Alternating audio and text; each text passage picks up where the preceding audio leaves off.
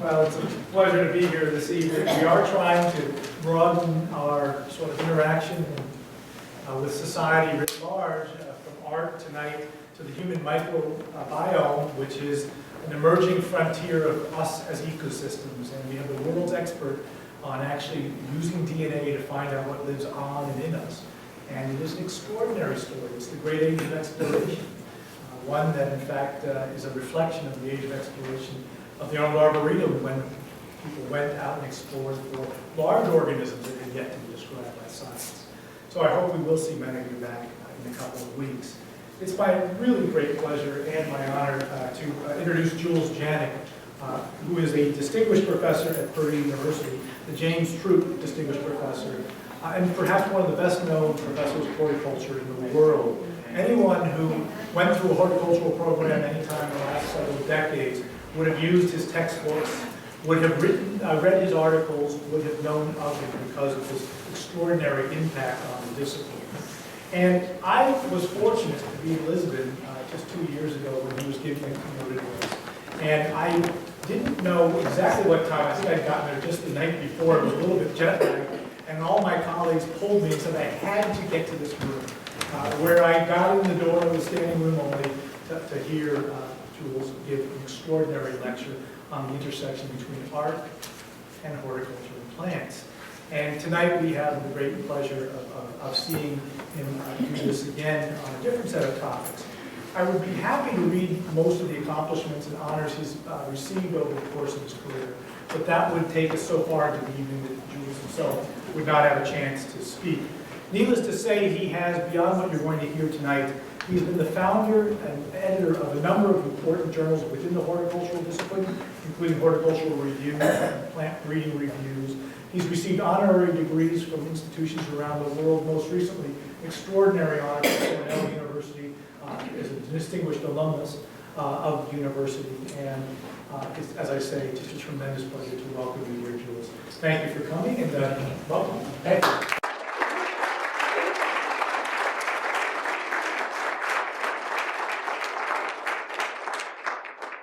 Thank you very much. This is really a very famous place, and it kind of gives me a thrill to know that Harvard University used to teach agriculture, so that's really great. And so this is a place that everybody knows, the Arnold Arboretum, and it's my honor to be here. And my topic today is art as a source of information on horticultural technology. And I'd like to just talk a little about the visual arts. We're talking about drawing and painting and sculpture. And it has 2 points of view. One is the aesthetic, ability to transmit emotional response. And most of us like art because it does do something to us. If you really like it, it makes you weepy. And if you don't like it, it makes you feel upset. A lot of art makes you feel upset these days. And of course, the other use of art is illustrative. Okay, it transmits information. And of course, you have to realize that writing comes from images. Okay, originally, we're going back to icons now on our computer, but it started out as pictures that became letters and the alphabet. And the interesting thing about the artistic record, it can be used to examine technological development, okay, before writing. So before we had writing, the only thing we have really to give us information is the artistic information. So let's talk about horticulture now. Horticulture has two kind of ways to study horticulture. One is the technology of horticulture, the skill and the craft that we all learn in gardening, you might say. And then there's the science of it, systematized knowledge of horticulture. Okay, how is this information transmitted? Okay, well, there's 3 ways. One is the oral transmission, and that's the classic way from parent to child, from artisan to apprentice, from professor to student. So there's a lot of information that we get.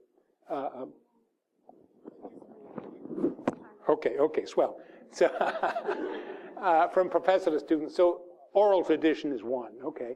The second is the literature, okay, the written expression, both literary and scientific. And by the way, there's a lot of literary information in horticulture. So remember, writing is relatively new, about 5,000 years old. So if you want to know information before writing, we're stuck with the artistic record. And finally, there's artistic expression. And what is that? It seems to be a creative impulse to make images. It seems to be a basic human activity. And of course, the earliest activities are found in the Paleolithic 30,000 years ago in these marvelous cave paintings. And when you see these things, you say, my God, what happened? They couldn't believe they were done by prehistoric people, but they're absolutely wonderful. So we've been pretty smart for a long time. Okay, so what are the sources of this artistic information? And they are cave paintings, which we'll look at, ancient mosaics, okay, sculpture, illustration of medieval manuscripts, Renaissance paintings, and illustrations from illuminated and printed herbals. So these are the type of artistic expression that we'll be going through and looking horticulture through that prism. Okay, so the point I want to make is the works of art from antiquity to the present constitute an alternative source of information on horticultural technology. And what are we talking about? The history of technology, okay. Crop evolution, lost traits, crop dispersal. These are things that are very important, and we can follow this through the artistic record, probably the only way to do this. So a lot of this has not been studied, so this is really a new source of information that we need to look at. One of the problems has been a lot of the information has been hidden away in libraries, unavailable. But now with the internet, the computer, these are being made into facsimiles and digitized, and now this information is available, and these rare books that librarians hoard can now be made available to everybody. Okay, let's look at first the most ancient Paleolithic cave paintings. And they're really quite marvelous, okay? And when you look at this, you know what people were interested in. They were interested in wildlife around them. Probably in anticipation of the hunt, but they drew these fantastically beautiful images about the auric, wild ancestors of oxen, of horses, and just quite wonderful in color, and they used a perspective and really quite beautiful different colors. And then we get other types of information. Here we have people involved in the hunt, classified into activities with bows and arrows, attacking some kind of deer or antelope.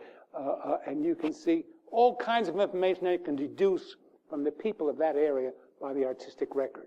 And finally, here we have an interesting one. You can see he's human. See, he's male. He has the head of a bird, okay? And he's put in a sphere in an auric or a bison. The guts are coming out, and it's a very interesting image, a lot of emotional impact of this scene. What it involves, you don't know, with the bird, and the head of the bird, and the human, and it's not clear, but it tells us a lot of information about what was going on in these people who made these images. One of the things, and this gives you an emotional impact, what primitive people were using it. They were interested in women, just like we are, and very voluptuous women. And these things are called Venuses. But the interesting thing about these Venuses, they're wearing clothes. Okay, they're wearing knitted hats. They're wearing, I guess you'd call it a brassiere, okay, a top, indicating they had an information in textiles. Okay, so they were using plants for textiles. So you get a tremendous amount of information indirectly about the use of plants, okay, by primitive people. So these are really quite wonderful, and it shows you the emotional impact that you get from different art. I like this picture because I think this is the first picture of plants. At least I haven't found any older. So we have this beautiful auric, okay, with a perspective, with the hoof is twisted, quite wonderfully drawn. I mean, an art student would get an A+ for making a drawing like that. And here we have kind of a primitive plant coming. Interesting that, okay, plants are entering the vocabulary of these people. Interest. So plants and bison. Okay, and here we have a little more also about 20 or 30,000 years ago. A little more complicated. A little more looks like a plant with leaves on an antler. So you can see the development of interest in plants is increasing, as probably people are going from humans to more plant foods. Okay. This is a fantastic picture, I think, of harvesting grain 6,000 years ago. And we see these ladies in a field of grain. It looks like they're dancing, don't they? And they're obviously harvesting the wild grain. So this is the beginning of agriculture. First, harvesting wild grain, and then taking the leap in technology of taking the seed himself and planting them, and the discovery of agriculture. This took place over a very short time, just a few thousand years, so short that we call it the Neolithic Revolution, about 10,000 years ago, and this is an illustration of this event, okay, the beginnings of agriculture, and I just love this drawing. It's really quite remarkable, isn't it? These women kind of on one leg, together harvesting grain. Okay, here's another one. This is a pottery from Iran, 7,000 years ago. And there are people holding hands and dancing. Okay? And we see at their feet some birds. And here we see maybe that's Arabidopsis, I don't know, but probably it's grain or barley. Okay, but why are they dancing? Well, they've just discovered agriculture and they're very happy. But I think that's quite a fantastic achievement in the artistic record, a picture of dancing and plants at the same time. So perhaps wheat or barley. Okay, then as we go on, this is 5,000 or 6,000 years ago, we can recognize the plant. These are gazelles, by the way, but this is clearly a date palm. So now we can see more advances. We can actually recognize the plant. And here, 5,000 years ago, we can see representations of barley and wheat. So now we find more intense development of interest and of these plants that are so important to the human condition. Okay. By the time we get into ancient Egypt, we know a lot. Fortunately, the climates are very dry. They were interested in burying their pharaohs, and when the pharaohs would wake up in the afterlife, they wanted to be happy with surroundings. So they drew pictures of their culture, and we know more about the culture of agriculture in ancient Egypt than do in any other culture because of these wonderful pyramids and burial tombs of the ancient Egyptians. And on the top, we see the beginning of the basic tool of horticulture, the hoe, okay? First, it's just just let me back up here. Very simple, see, just a hoe with a branch stick. And if you have a garden, you still use it today. It's still widely used in horticulture, a hoe. And in the bottom, we see a technological improvement. We had a weight to give more heft to this particular hoe, so we get a hefted hoe that's about 4,000 years ago. And here we see this thing actually in operation, okay? And then we do another discovery. We take this hoe and we put it upside down, okay, and we get a plow, okay? And here we can see a plow hooked onto oxen. We can see right over here, like a movie, you know, hoeing away with the development of a plow, and two men, one plowing and the other with a little stick driving the oxen forward. So we get this basic technology of agriculture and horticulture of plowing, okay, to make a seed bed preparation. Okay, seed planting. Well, in ancient Egypt, it's simplified because the Nile overflowed. It was very easy. And as Herodotus said, they don't even have to plow. They just throw their seed on the ground and it will grow. And here we see a team of goats, okay? And one is using two approaches, the carrot and the stick. This guy is feeding them forward, and this guy is driving them with a stick. They plant the seed, and these rams or sheep walk along and bury the seed in the ground. It's a wonderful picture, and it's quite beautiful, isn't it? You see these oxen in here, this one being actually fed. So a wonderful display of art, and yet it shows some very important horticultural and agricultural technology. Okay, irrigation technology. This kind of humorous picture of a pond and an amphora, and they're diving in and putting filling it up and using it for irrigation purposes, so drawing water. Here we see them actually planting, carrying water with a new technology, a yoke, and the yoke is being carried with gourds. The gourds are filled with water, and we can see the water being poured on the garden, okay? And here we see a man on the right tying up some onions. So this is a field you still see. If you go out to the east, you'll still see him carrying these watering cans filled with 5 gallons each, quite heavy, and watering their cabbage. So this technology with the yoke is still being used. And here we have a storage pond with a very interesting perspective. They didn't have the perspective quite right.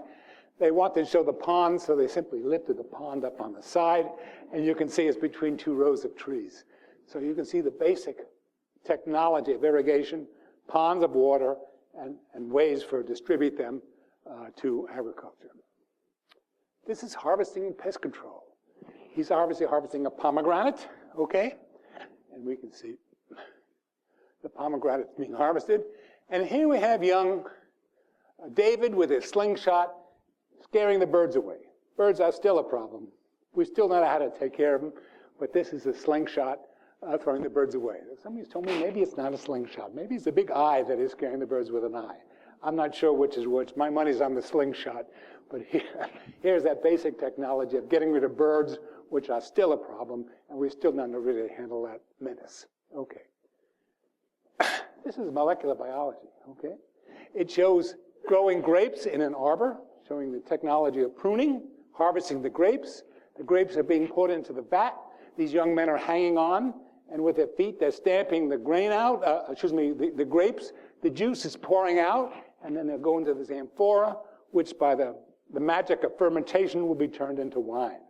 So the concept of molecular biology, which is making wine or making bread, okay, this is one of the basic parts of agricultural technology, and we can see the whole process in this wonderful drawing from ancient Egypt. Okay. Let's try to improve things.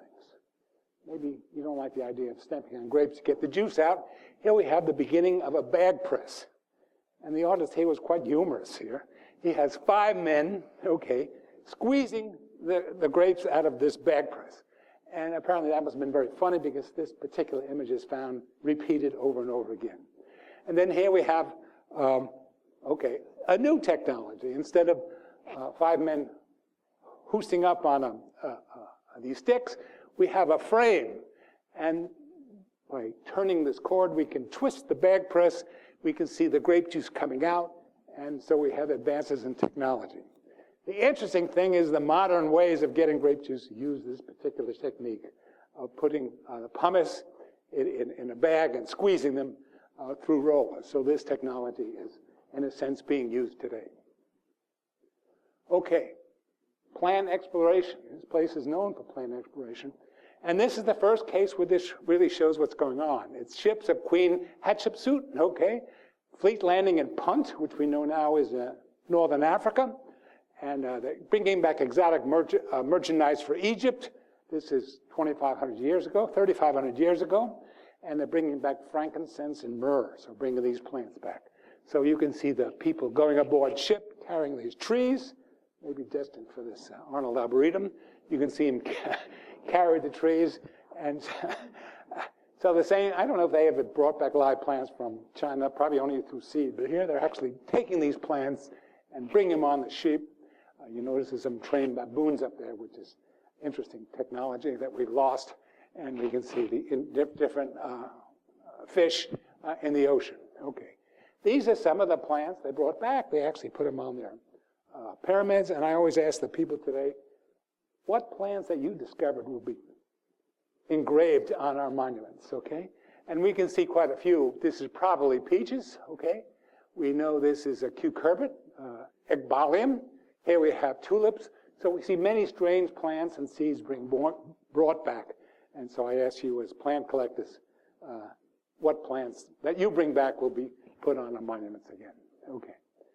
This is an interesting picture. I was in Aswan, and I saw this picture, and I asked my guide, what's going on here? I don't understand it. And he pointed out to me it's a man holding a potted plant, an aromatic plant, and he's drawing out the odor of the plant. Okay, it's like elementary plant chromatography. Okay, so here's a visual expression of oils being, the fragrance of oils being extracted from herb. So plants that gave perfume, essential oils were a very important part of ancient technology. Okay, here's gathering lilies for their perfume, okay, in ancient Egypt. And here are the ladies in putting these oils in these containers. People never liked the way they smelled, and so perfumes, cosmetics, perfume, a very important part of human culture developed through plant materials. Okay, plants as symbols. Okay, in England there was the upper and the lower Egypt, and in one it was papyrus and the other was a lotus, and these were the symbols of these two parts of Egypt. And here we see hunting scenes showing lotus and papyrus being gathered. And here we see offering of lotus and papyrus to the goddess who discovered agriculture, Isis. Isis and her brother Osiris was the river, and Isis was the one who discovered agriculture. And here we find, again, in architecture, we find the temple of Kun Ombu in Esna, showing columns representing papyrus and lotus. So these plants become very important, become the symbols of Egypt, And here we find a very interesting, when Upper Egypt invaded Lower Egypt, it became one country. They took the two symbols, the lotus and the papyrus, and they intertwined them to show the combining of these two empires. They also did something, they took their two different hats and they put the hats together. So the hat of one and the hat of the other were fused to become the hats of these joint kingdoms. So we get a lot of the history of the culture by the interfusing of hats and plants as well. Okay, landscape design and landscape architecture. We think of this as something new, but it's not. This is an ancient drawing of a landscape design, a garden plan for an ancient estate, and you see everything is a very formal arrangement. Now there's a reason for that. In ancient Egypt, they didn't have a natural landscape. It was desert.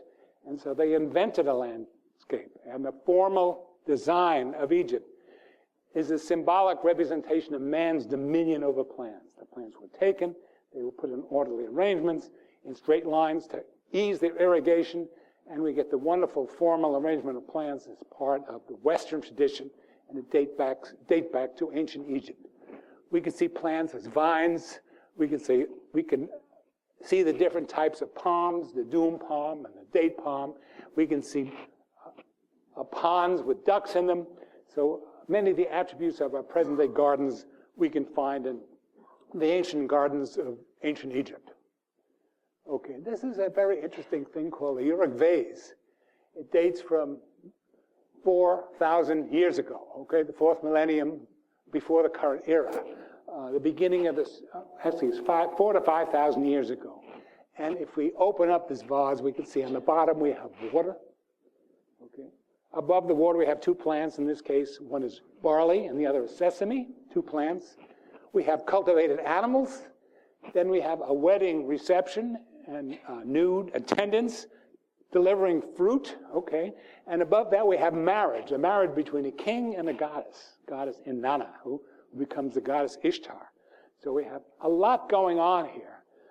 Early Sumerian civilization, the origin of writing, we have horticulture and political fusing into this relationship, and we have really the development of agriculture from water, domestication of plants, the domestication of animals, and finally fruit. And fruit is very important because when you plant fruit, a fruit tree can last for 100 years, so then you have territoriality. You have to defend the country you're in because you have to defend these orchards. So we have really the beginning of something very important, simply expressed in a vase. Fortunately, this thing resides in Iraq, and when about 10 years ago when they had this problem, they were ripping all the museums apart, this was saved, so this still exists. So fortunately, in the Archaeological Museum of Iraq, this was saved, and it's still there. Okay, the town is Erech, it's near Basra, so it's a real place. Okay, the Erech of the Bible. Okay, Babylonian technology. This is a plow, like the Egyptian one, but interesting, in this particular plow, we can plant seeds. So we have a direct seeding through the plow. So as this plow is seeded, this man will add seed to the plow, and the seeds will be directly planted. So we have mechanical seed planting. Okay, Assyrian Dam. So control of water, very important in a dry climate. And of course, what happened in this area, salinity increased and the agriculture declined. But 3,000 or 4,000 years ago, it was a very fertile area before salinity kind of spoiled agriculture. And here we have ancient techniques of lifting water called a shaduf. And we hear multiple shaduf with a counterweight, and he's lifting the water from one level to the other, and then the second level to the third level of water. So we can see techniques for lifting water. And there are all kinds of technological development in lifting water, from Archimedes' screw to the shaduf and different systems. Okay, this is a very interesting picture of date palm pollination. Okay, it became a religious rite, and we can see this. Well, I didn't mean to do that. Okay, let me back up. Okay, we can see this very bearded guy. They wore heavy beards then as they do now. We can see that he has wings, okay, and he's called a genie. And that's where the genie in the bottle comes from. So he's a kind of a god called genie, and he has a little bucket filled with pollen, and he is pollinating a plant. We think it's a date palm, but at this point it becomes a symbolic tree. So we have the act of pollination. So interesting. This far ago, they had some idea of sex in plants, of the importance of pollen, and they realized that unless you put pollen on these date palms, you wouldn't get a lot of fruit. So apparently what they did is they collected good dates from oases, they put them together. Naturally, they only picked the pistillate ones, the female ones together, and then there'd be no fruit because there wasn't any pollination, and they learned the technique of pollination to get a crop. Very interesting. In this picture over here, we have the same thing, except now we have the head change into a symbolic bird. Okay, again, as we saw in that prehistoric picture of a man with a bird's head, the same thing with a pot pollinating wings on the plant. And there are many, many illustrations of this thing of the symbolic tree. And so this place, the Arnold Arboretum, is for trees. They were symbolic in the ancient world. Okay, now it turns out the whole legal system comes about through our interest in agriculture. And this is from the law of Hammurabi. This predates the Mosaic law. Okay, this is 1750 BC. That's almost 4,000 years ago. And number 64 says, if a man gives his orchard to a gardener to pollinate the date palm, as long as the gardener is in possession of the orchard, he shall give to the owner of the orchard 2/3 of the yield of the orchard, and he himself shall take 1/3. Interesting. If you own the orchard, you get most of the product. The worker gets only 1/3. Okay, but at least 2/3, 1/3 is not bad. So this we have a basic distribution of economics of the guy who does the work, the guy who owns the land. But they had another problem. If the gardener does not pollinate the date palm in the orchard, and thus diminishes the yield, the gardener shall measure and deliver a yield of the orchard to the owner of the orchard in accordance with his neighbor's yield. So once we get legal technology, you don't do the work, they're going to calculate what the yield should have been, and the gardener now owes it to the landowner. So we can see the beginning of the legal profession is developed from agricultural technological problems. Okay, we don't know what the hanging gardens of Babylon look like. This is a 19th century concept, but we do know that from the description that there were walls, they grew plants on the walls, artificial hydroponics developed, and so growing plants in buckets and walls by water. So this is a 19th century concept of what the hanging gardens of Babylon probably looked like. Okay, Roman art. Roman art, very much interested in plants, and from their paintings and mosaics, we get a complete look at Roman art. Here we have glass bowl. It always amazes to me that the Romans had glass, and we can see apples and pears and quince in the glass bowl. And here we see pears, small ones here, next to a bird from Pompeii, so apples and pears. The fruits that we eat today and love, they knew as well. They also knew peaches. And interestingly, strong of a peach, the peaches are green. Okay, different color. And we can see from the flesh coming out of the middle one here that they were freestone peaches. So we can get a lot of information about the characters of these plants from the artistic drawings. So this wonderful drawing of peaches with this glass bowl, again, from Pompeii. Olives, very important crop. The first industrial crop. And why? Not that they liked olive oil so much, but it was used for illumination. So the olive oil, they found out you could burn it, and it made a very bright light. And so all of the ancient lamps were used from olive oil. It was also used for health purposes, for anointing purposes. And people were anointed, and the word Messiah comes from the anointed one. Okay, so part of a religious cycle due obviously to health. Also, they learned to eat the oil, which you wonder, when you eat an olive, it tastes terrible. It's very bitter. It's almost poisonous. So they learned how to soak them in water to get these astringent things out. So a lot of technology to change this particular crop into an industrial crop for light, an edible crop, and a medicinal crop as well. And still a very important crop in the world. And in the United States, we're getting to like olive oil. I myself like it very much myself. And here's a picture from Roman times, a mosaic planting olives in a nursery. Okay, so the development of olive becomes a crop now. Okay, Roman pomology. Okay, also quite interesting. Not much different. You can see a ladder, step ladder, climbing a tree, harvesting the fruit, and carrying the apple orchard off. And here we find, kind of humorous, squeezing the apples to get cider, okay, probably to make applejack, okay, an alcoholic beverage. And I always, when you see these artistic pictures, you know they must have had a sense of humor, because that's kind of an interesting drawing of squeezing these sticks to get the juice to come out. And this quite amazing one is the first picture of detached grafting. Now we know grafting dates back at least a couple of hundred years earlier because we have descriptions of it, but here we show grafting, the operation actually taking place. And this is from mosaic in Viennes in France, okay, from about the 3rd century. But this is an ancient technology, and you find it referenced in the New Testament anyway. Okay. Also want to introduce you to an interesting guy, Tiberius Claudius Caesar. He was the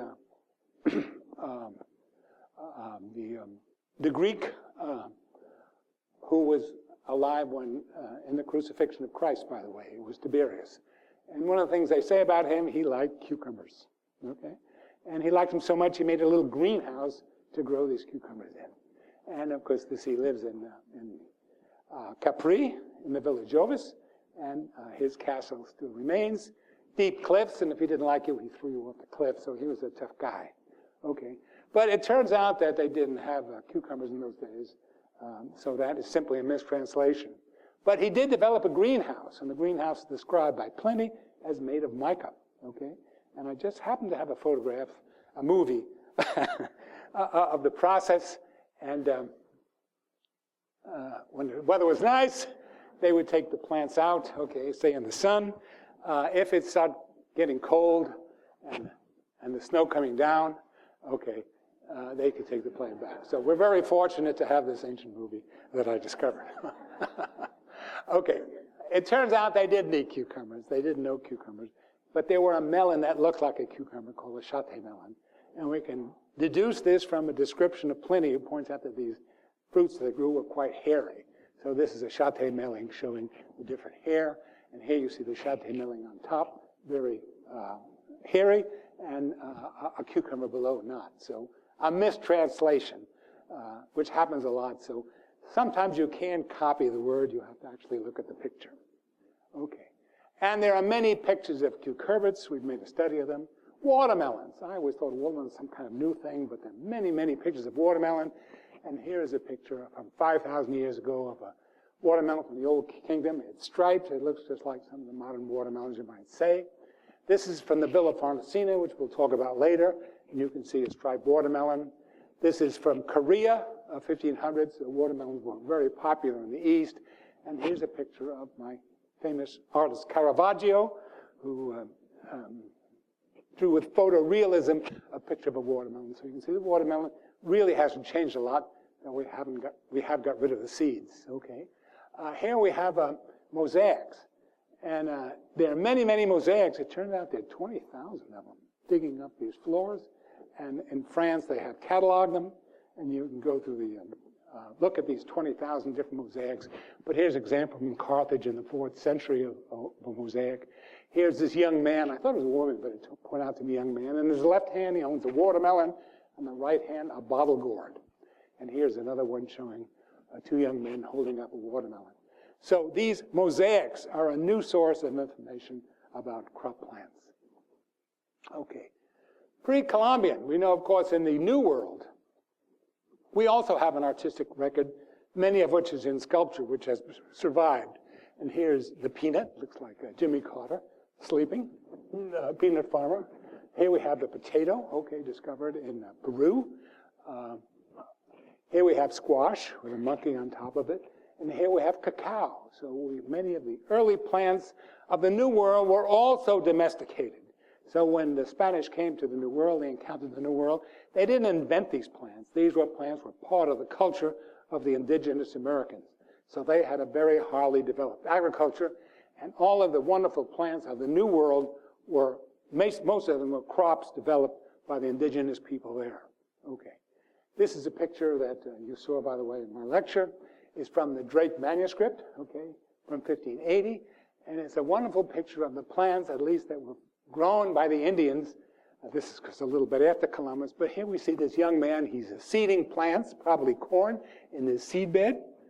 Okay. Okay, we have a picture of maize. Not very good pictures. The guy who did this was a kind of an amateur.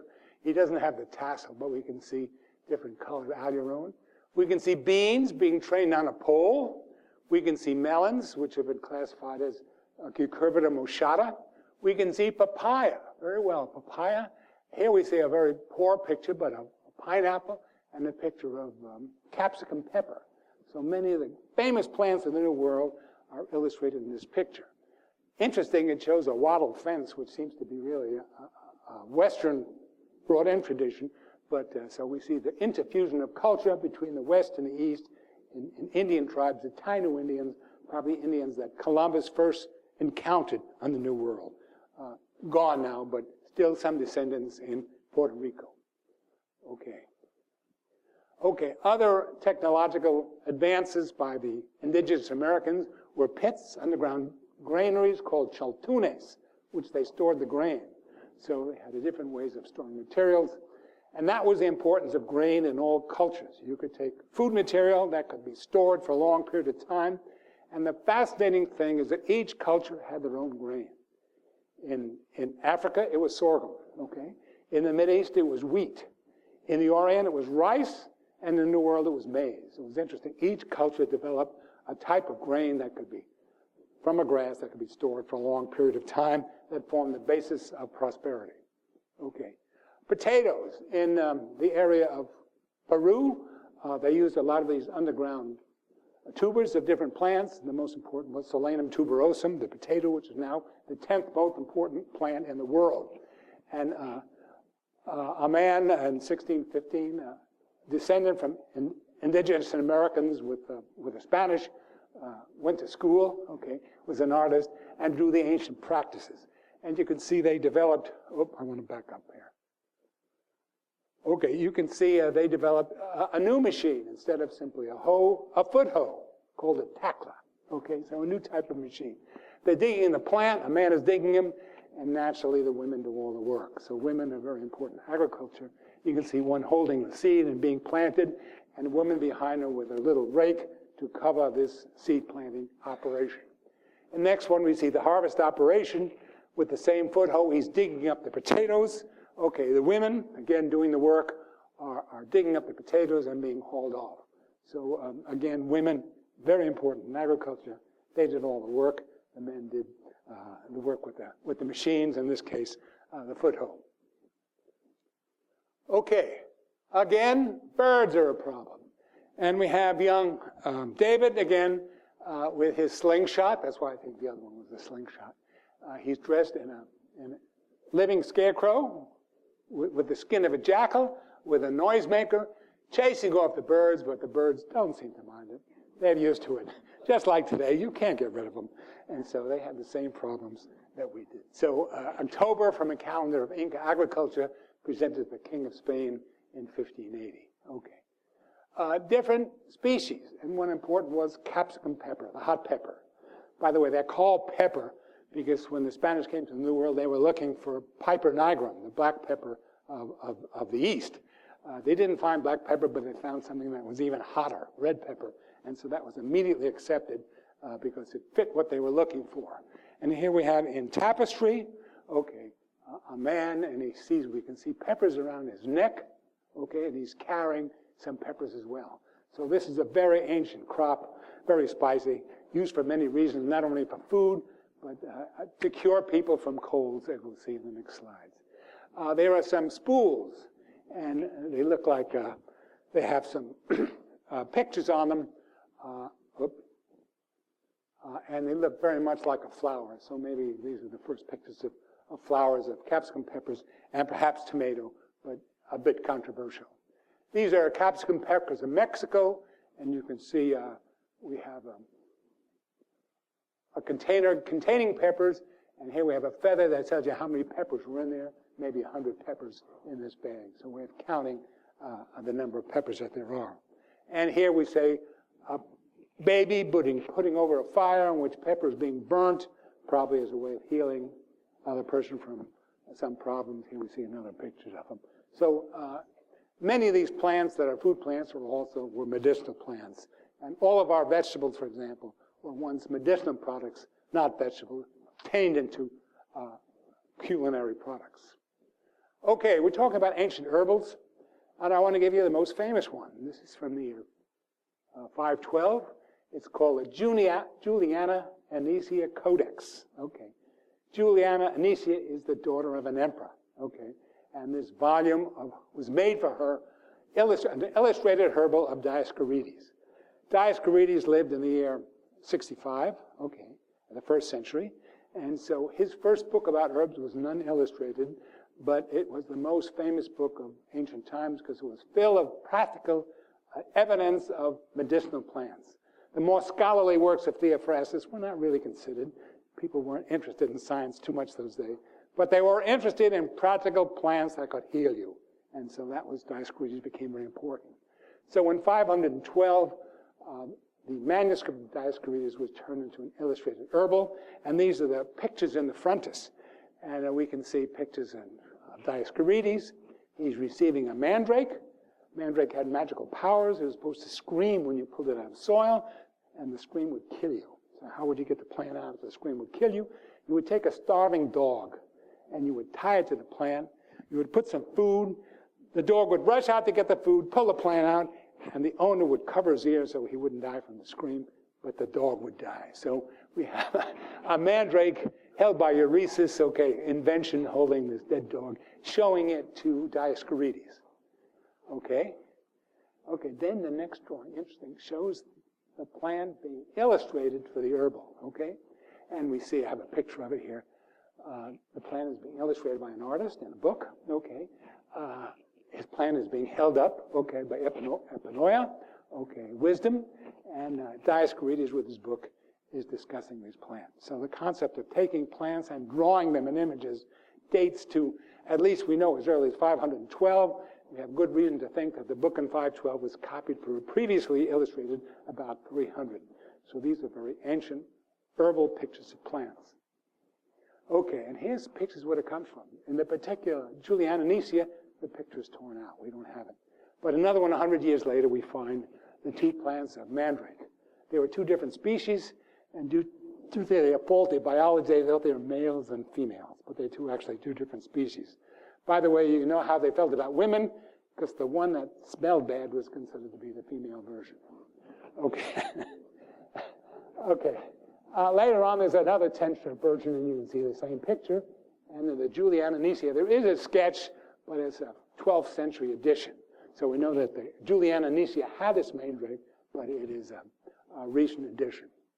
Okay, here's another plant that it did have from 512, and we can recognize this plant as English ivy. Okay, in Greek it's kissos, English ivy.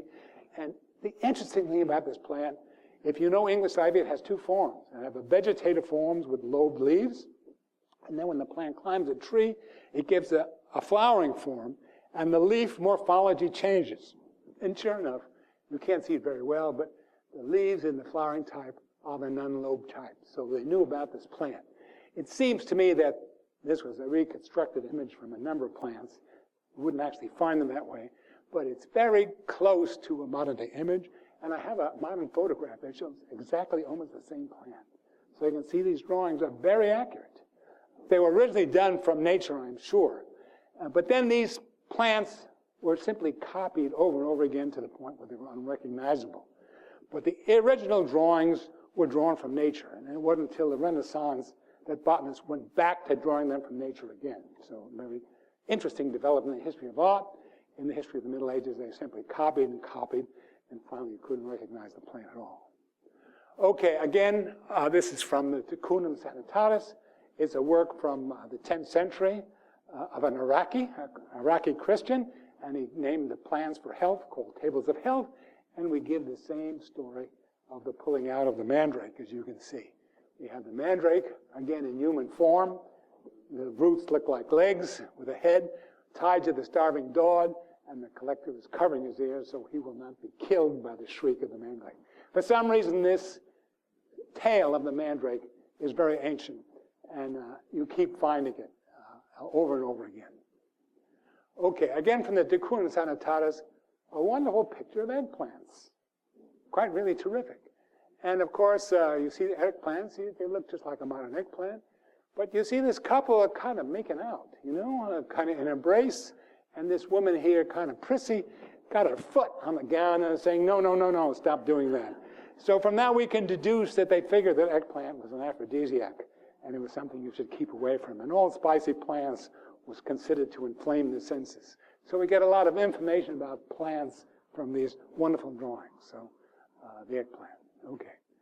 Another famous prayer book, and this is from 1503, okay, by a famous artist named Jean Bordechon, okay. Beautiful drawings, and you need to see this book. Absolutely fantastic. And you can see the different plants. And I've just shown 3 plants of cucurbids. One was cucurbit papal, okay.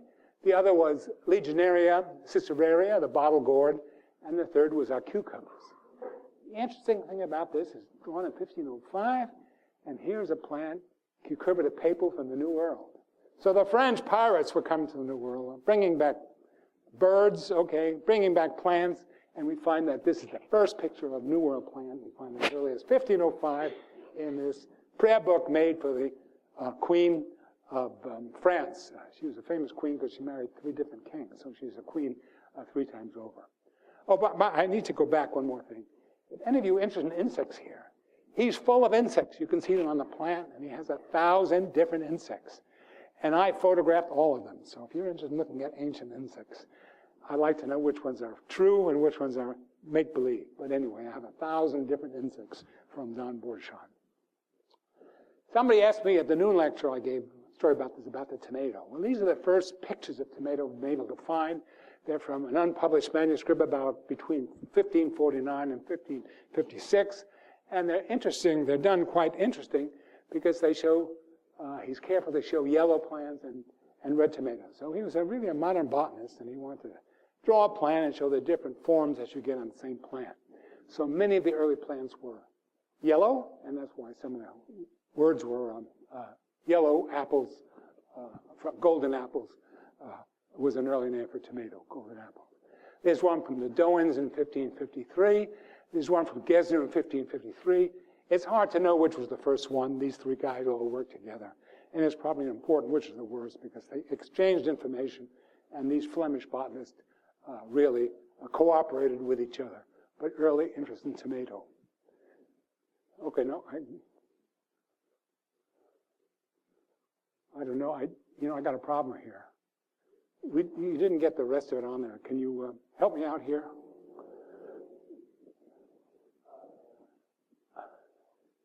You better.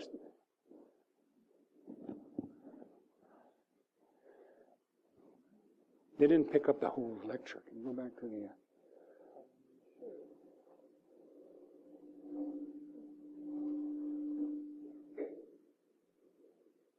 That's it. This one right here? Yeah. No, above it, yeah. But they keep going down. Okay, you got it. Okay. Okay. Let's get on the next picture. Okay, back up. Okay. We got it. Okay. Back up. Okay, I talked about this at lecture, but I want to go over just briefly today because it's such an important part. There's an important building in Rome, Farnesina, built by a man named Agostino Chigi. He was the richest man in Rome. He made his money by lending money to kings and popes, and he got back monopolies, like the monopoly for grain, the monopoly from alum. He became extremely wealthy, and he built this beautiful home, and I can get it for you.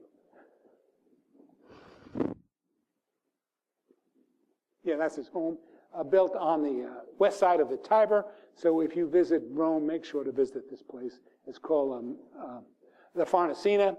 The reason it's called the Farnesina and not the Chigi is because he lost all it when he died. His kids lost all his money, so be careful how much money you leave to your children. They lost it all, and it was bought by Cardinal Farnesina.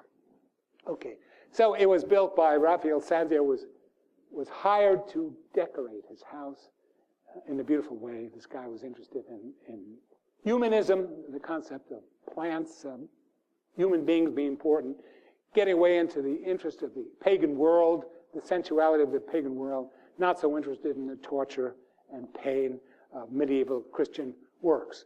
But he had a man working for him named Giovanni Martini da Udine, who painted many festoons in this picture. And here we find the first hall of Galatea, showing the wonderful artwork that took place at the pagan world. But in this case, we're interested in the world of a room that is dedicated to the legend of Cupid and Psyche. Okay, and we can see it gives a legend. I won't have time to go into the legend, which is quite interesting. But you can see around these pictures in the severais of the different scenes of the legend of Cupid and Psyche, which is like the Cinderella story, there are festoons filled with plants. And there are 2,000 to 4,000 images of plants.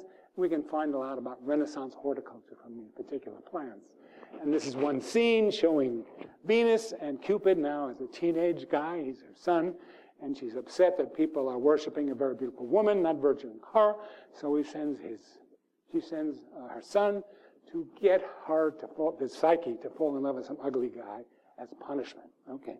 But unfortunately, he clipped himself with his own arrow and falls in love with herself, and he gets into a lot of trouble. Well, I won't go into the story, but you can see these festoons as well. And if you look at these festoons, there are thousands of plants, and from these festoons we can get pictures of Renaissance horticulture by the plants in these pictures. And you can see there are 2,000 to 4,000 images of plants, depends what you count. If you count each cherry, each fruit, 49 families, 163 species, of which 26 are the Rosaceae, 16 Asteraceae, 14 Cucurbitaceae, and 13 Liliaceae. So many of the families that are very important are well documented. And you can see pictures of apple, which were very important then as now, and they're red ones and striped ones and yellow ones, some with apple scab. Pears, a lot of red pears. Somehow red pears have disappeared, but they were very popular then. Also, we find fruits like small fruits, Fragaria vesca, the wild strawberry, red currant, blackberry, the European elderberry, and a vaccinium like our blueberry, but a different type. And of course, many ornamentals: rose, narcissus, lilium, iris, dianthus, hollyhock, poppy, anemone, and hibiscus. So many of our ornamentals, too, are illustrated on these walls. And of course, there are old world cucurbits, which are very important. The bottle gourds, okay, have two types, the long type and the flask type. Cucumber, okay, Cucumis mellow, which really are the cantaloupe types, and watermelon. So many of the plants we know were grown then. But there also were New World plants. So this thing was built in 1518, and already New World plants are appearing on this wall. And of course, what happened was when Columbus comes back, there's a man named Peter Martyr who's writing about these plants, and he points out that they discovered maize, and he sends seed to a cardinal, and before you know it, by 1594, these New World plants are appearing in the gardens of Rome. Okay, so we have Cucurbita maxima, okay, Cucurbita papal, two New World species, and Phaseolus vulgaris, which are beans, and maize. So the first pictures of a maize. And looking at the different maize, there are one type here, that long, skinny ears. So there are three different forms. So one type with these long ears. Another type, so here's a picture of the Villa Farnesina. And there are some maize types with these long ears. And even in Spain, there are some land races that show these types. So these thin, long-eared types are still found in the land races of Europe. There also was a short cylindrical type. They're also found now in the land races of Europe. And of course, these very short types with these funny things sticking out the tips. I couldn't figure out what they were. But it's a character called tassel seed. So some of them have this mutation called tassel seed. At the end of the cord, a tassel comes out, and you get some seed forming on that. Okay, and here we find, in land races, we find these short types as well. So very interesting that there were three types of land races. They're still found, and they were illustrated on the wall of the Farnesina Palace. Here's a Mexican picture of maize, and if we blow it up, we see this character as well. So again, pointing out that many of these characters, these plants that can be found that are lost, can be found in these types of art. Okay. Again, the great pictures of Giuseppe Arcimboldo showing the maize as ears, And I've often contemplated, that's why we call it ear of corn, because the ancient artists made them into ears. And here we have another type where a portrait of Rudolph II made up of different vegetables, and sure enough, his ear are made as well. I'm sure some of you are familiar with Arcimboldo. I had a recent exhibit recently, and he's a fantastic artist. And he uses symbols of plants and animals and books to make up the different technologies of these different fields. Okay, now the interesting thing is, as far as us botanists go, we all studied in our books that the first maize was discovered in 1542 from Leonhard Fuchs, and Fuchs describes it as Turkish corn. So we have Turkic corn. So he thought they came from Turkey, which is interesting. So he was really mixed up. And here, 20 years earlier, 1518, they're drawn on the palace, unknown. So interesting, there's two new information to be gleaned from the artistic record. So you need to look at some of these ancient walls and drawings with great care. These are the artists who drew the plants. And, Fuchs not only made these woodcuts, but he made paintings of them. The paintings have never been published, but they're in the library in Vienna called Codex Vindobonensis Palatinus. Vindobonensis is simply the Latin name for Vienna. And here we find the picture of maize, and if we blow it up, we can see that they were aware that there are different alluring layers, and the artist, trying to show all the alluring layers, drew them in concentric rings. Okay, here's another wonderful picture from the Renaissance of a fruit cellar. And from these pictures, we can get a lot of information about the different plants that were grown. This is 1580, but we can see cucurbits from the New World, And I like this picture because it's a picture of zucchini squash. And here I have them circled. Interesting, they're sold with the flowers. And if you go to Greece now, you're still seeing they're grown with the flowers. And the Italians harvest the flowers and French fry them. And they're delicious. So here is an ancient thing that the Italians use that is still being done in Renaissance times as well. Okay, this is the book of John Gerard, the most famous English herbal. It's a wonderful book because John Gerard had a kind of Shakespearean style about writing about plants, and it's very entertaining to read. Interesting, John Gerard,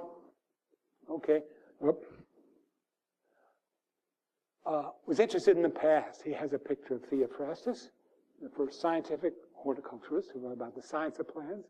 He has our friend Dioscorides from the 1st century, interested in medicinal properties of plants.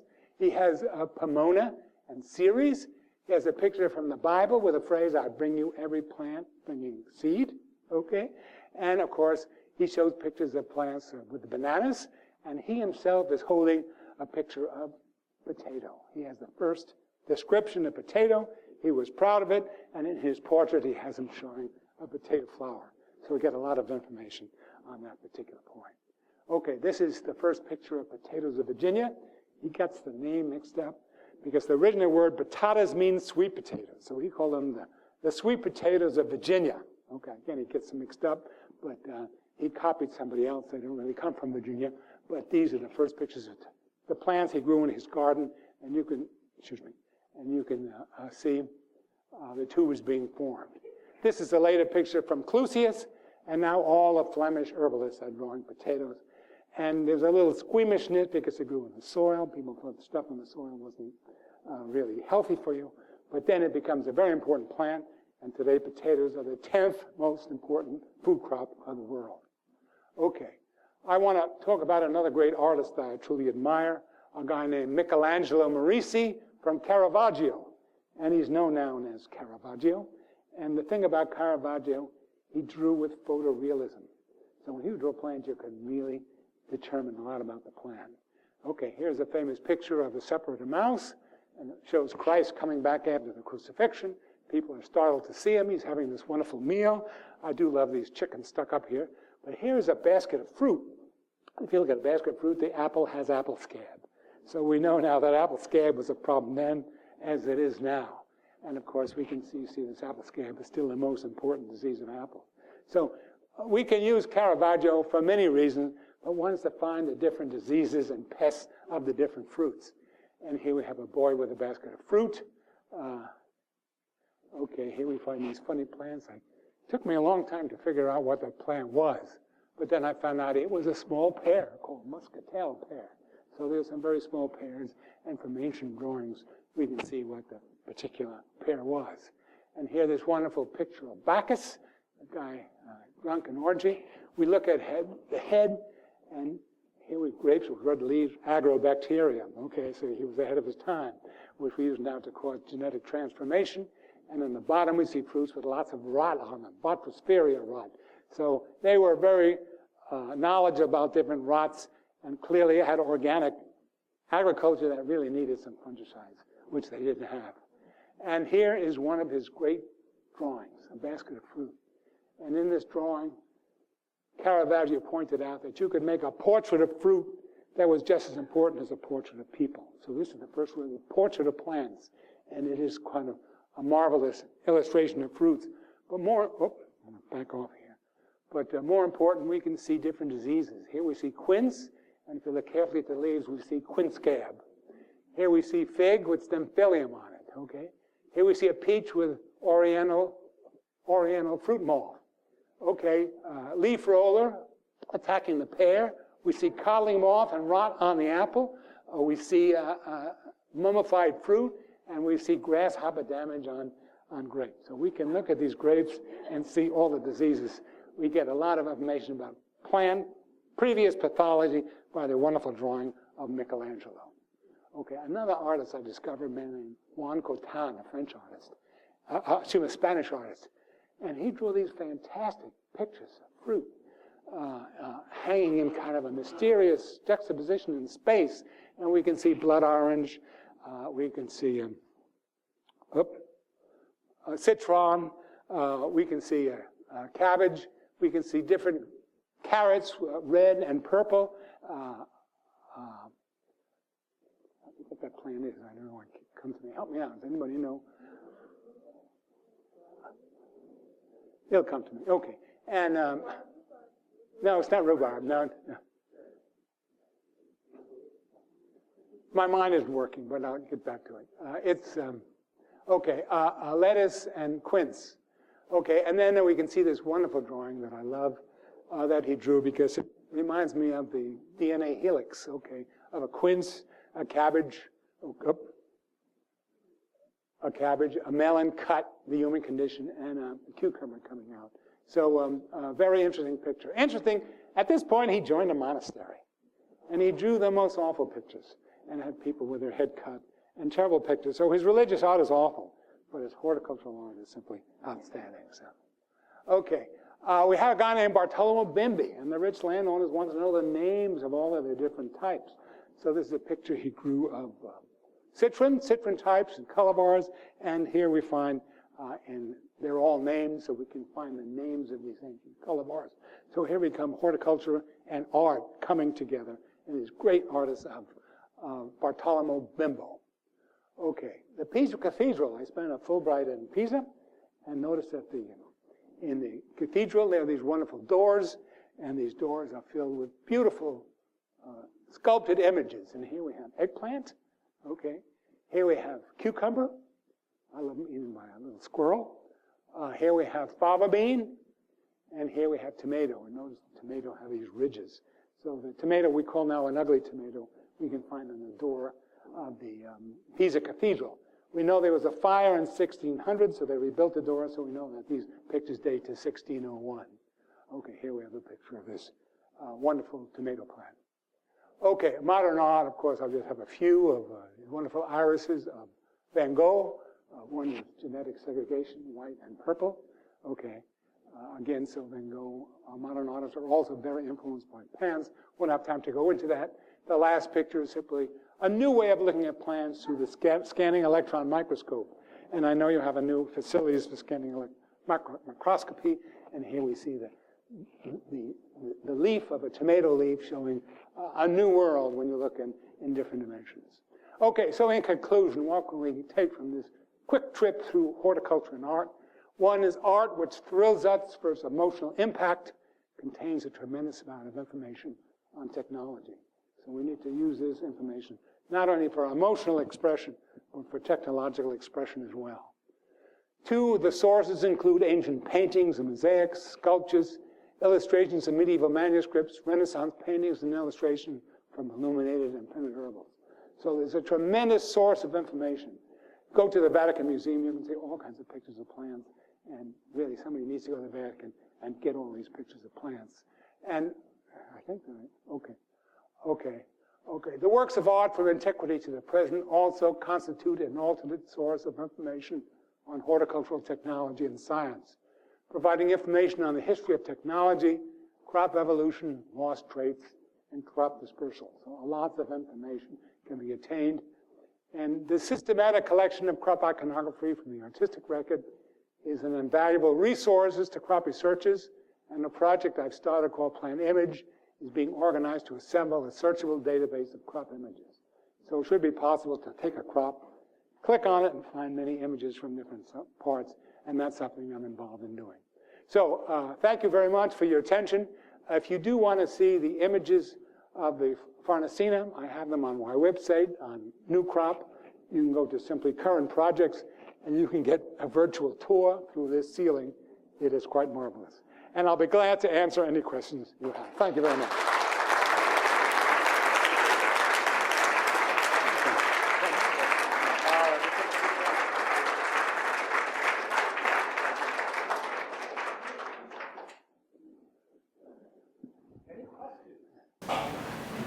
I know everyone's thinking about their next trip to Europe.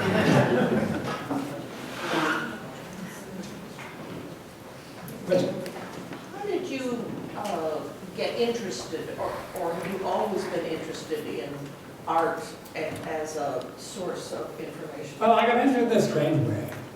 I was visiting my sister-in-law, and she had a book on the biography of Caravaggio in Rome. And I read this book, and it was written. Anybody read that book? Read Rome history? It was kind of wild. And I read the book, and I couldn't understand it because I didn't have the pictures.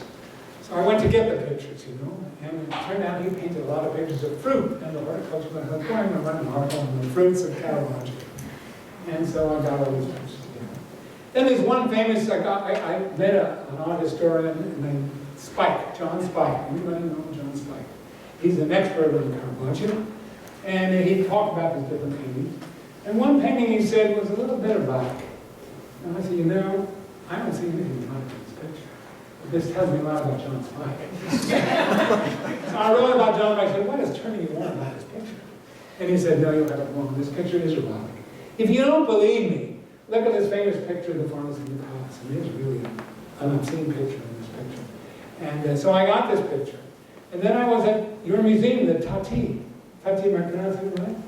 And I started looking for these pictures of this farmers in the palace. And I said, well, a woman named Kaniva has just written a book on it. So I got this book out, okay. And she has a whole picture of the little plants and maize in this book. And I wrote to Kaniva and said, you know, I'm interested in the maize pictures. Why don't we get together and write an article about maize, which she agreed. And so I wrote an article about the maize. And from this, I got involved in plain iconography. Okay. Then I met a French lady and a friend from Israel. We started working on the Codex. And before you know it, I became an art historian. A half-assed art historian. I found all these plants, and all of a sudden I found a new area that I got interested in. So that's the short answer. One thing led to another. And so now I'm spending a lot of my time on these ancient pictures. I have a lot of articles on the Juliana and Aniciae Codex and the Neapolitanus and the origin of eggplant and cucumbers. And so finding these different people. So it's kind of an interaction, kind of a wonderful fusion of interdisciplinary research. So that's the short answer. Question? I know that there's a famous picture of John Tradescantia holding a pineapple at Ham House outside of London, which is sort of early 17th century. Is that the first picture of? No. The first picture of pineapple is by Oviedo. Okay, and he has the first picture of pineapple in one of the manuscripts. And they call it pineapple because it looked like a pine tree, you know. And pineapple became a sensation. And all of these wealthy English growers decided they had to grow them in their greenhouses. And so it became a big industry to grow greenhouses. And then the Azores, they have a whole industry growing these pineapple in greenhouses. And it became very popular. And in Boston, It became a symbol of friendship, and so many landings would have pineapple on them. So pineapple became one of the wonderful fruits.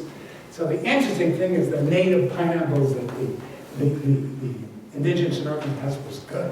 It was really fine, it was big. And immediately caught the fancy of Europeans and became a very wonderful accepted fruit. So Tradescantia is more than describing that. So no, he's not the first one at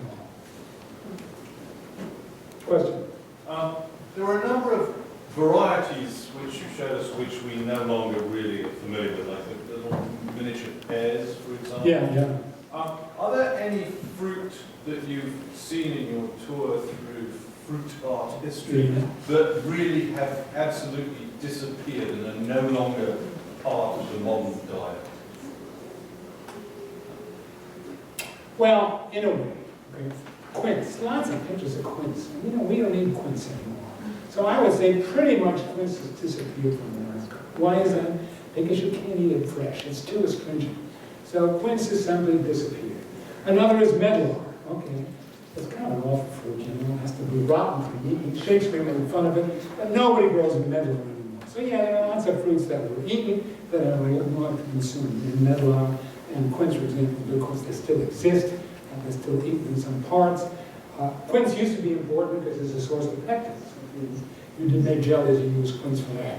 But I can't think of too many examples, but there are a lot of minor fruits that have become important. And these minor fruits are becoming important now. So when we think of new crops, we're not speaking of new crops. We think of these old abandoned crops that we're redeveloping once again. So I'd say yes, there are many crops that we no longer use, but we're going back together. A good example is the kiwi fruit. Okay. The green fruit was always a wild crop in China. It was never cultivated until some crazy, I think it was Wilson brought some seed back, and here in the 1890s, and everybody, they grew them out of horticultural literature. Nobody did anything about them, but they ended up in New Zealand, and some farmers learned to grow them, made a couple of selections for the female clone and the male clone, and now it becomes a world fruit. So there are many fruits like this that can be brought back. Interesting. I find this interesting. We're not finding any really new crops. All our crops are finding old crops that have been abandoned. So we're still using the ancient technology of our forebears to develop new crops and new species. Question? The exploration of the archaeological sites of the Paleolithic period, like in scats, they shed any light in relation to the drawings on what kinds of plants? The only information that I have, and it's controversial, is they claim the burials of the Paleolithics that bring pollen to flowers. And they made the assumption that these pollen to flowers were due to burials, and it gives us a lot of information about the culture of these Paleolithic, burying people with flowers. This is kind of speculative, a lot of people don't believe that. But I know they've gone through coprolates, is what you're talking about, and to find out what the diet is. I kind of think that when agriculture was discovered, humans went downhill, you know. The bones of prehistoric man were much healthier than before agriculture than after agriculture. So we discovered agriculture, we wanted this whole grain diet, and it's probably not too healthy to eat a lot of sugar. So we went downhill from this point on. So it's an interesting point. Some of us are going back to the Paleolithic diet again. But the whole business of health and food is very controversial as far as I'm concerned. We don't know. All I know is Eskimos don't eat any vegetables at all and they look fine, which is interesting. So this is a very controversial subject. I think that would be a good source to go into these coprolites, feces that have been turned into stone and find out what the diet actually was. Question? Thank you. Was I accurate about noticing in the 1615 illustrations of the potato planters that during the planting there was a reference to the cycle of the moon, that they had an illustration of the moon and the sun in that one, but in the other one it was only the sun, the harvest? I didn't notice that. Okay. It might be. No. Yeah. Oh, I was just wondering if there was some connection that was more scientifically recognized back then. I forget who the guy is from Germany who went moon planting and stuff like that. Yeah. I didn't notice that. Could be, but I haven't explored it. I imagine that in the Indies they planted continuously. Because, you know, kind of steady climate, you know. No spring, no summer. Just it's high, you get a cooler climate where potatoes grow well. So you need a cooler climate for potatoes with the high altitudes of the Andes. Questions? Yeah, with the Egyptian pieces that you were showing, do the hieroglyphics support, you know, what you're saying about the different technologies? I mean, are they talking about like the wine or whatever they were drinking? I think they do. I think they do a lot more detail on If it was wine. not some other. I will tell you one thing. There's a Sumerian poem, and it's about called the hoe and the plow. Okay, and this is from 5,000 years ago. It's a wonderful poem, and the plow is considered aristocracy, you know, and the hoe is normal, and there's a fight between the hoe and the plow. It's a wonderful poem, and so the concept of this artwork is also found in literature as well. And so I would say the answer is yes, that a lot of the hieroglyphics would explain the horticulture and the plants at the time, because the names were different names. Yeah. One last question, and then we can actually, after that, adjourn and have some goodies and talk some more. Question back then. Are there any collections and dates of poisonous plants and when poisonous fruits and vegetables, and when they realized they were poisonous, so there are warnings not to eat this or not? Oh yeah, lots.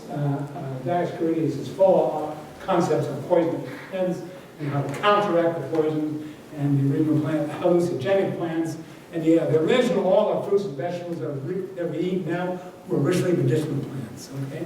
Often the plants we eat now, different parts were used. So rhubarb, for example, they didn't eat the petioles. It was the roots that were important, and the roots with medicinal values, and a lot of information on hallucinogenic properties, poisonous properties. So yes, this was very important. Absolutely.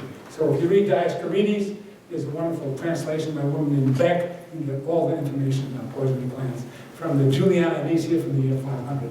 Lots of information. All right, well, thank you again.